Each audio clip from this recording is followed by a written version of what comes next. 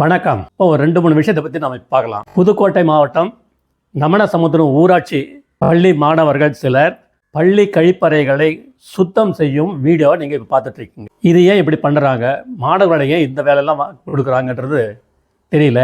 நம்முடைய கல்வி அமைச்சர் எங்கே இருக்காருன்னு தெரியல. அடுத்து திருவாரூர் மாவட்டம் காரியாங்குடி தொடக்கப்பள்ளியின் குடிநீர் தொட்டியில் மனித கழிவு கலந்திருப்பதாக புகார் வந்திருக்கு. இந்த மாதிரி நிறைய நடந்துட்டுருக்கு.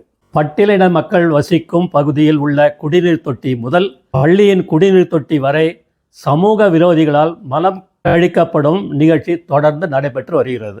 முதல்வர் ஸ்டாலின் என்ன செய்து கொண்டிருக்கிறார் அப்படின்னு மக்கள் கேள்வி எழுப்பியிருக்காங்க.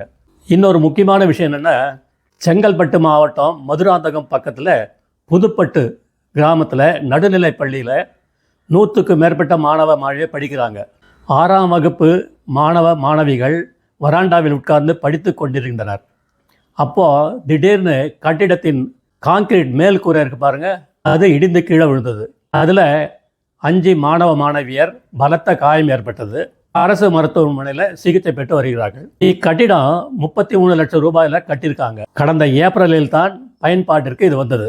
3 மாதம்தாங்க பள்ளிக்கூடம் கட்டி 3 மாதம்தான் கூரை இடிந்து விழுந்தது. இந்த மாதிரி நிறைய இடத்துல நடந்துட்டுருக்கு. அரசும் கவனிக்கிறதே கிடையாது.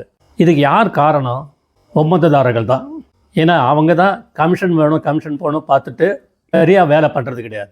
இதை கண்காணிக்கிறது யார்? கல்வித்துறை. அதுக்கு யார் அமைச்சர்? அவர் எங்கே இருக்காருன்னு தெரியல. கடைசியில் அனுபவிக்கிறது யார்? வாக்களித்த மக்கள் தான் அனுபவித்துட்டு இருக்காங்க. எல்லா விஷயத்திலும் இவங்க தான் அவன் கஷ்டப்பட்டுருக்காங்க. அப்படி கஷ்டப்பட்டு கூட மீண்டும் மீண்டும் இவர்கள் 2 கட்சியில் தான் திருப்பி தேர்ந்தெடுத்து வாக்கு போட்டு வர வைக்கிறாங்க. ஜெய்ஹிந்த்.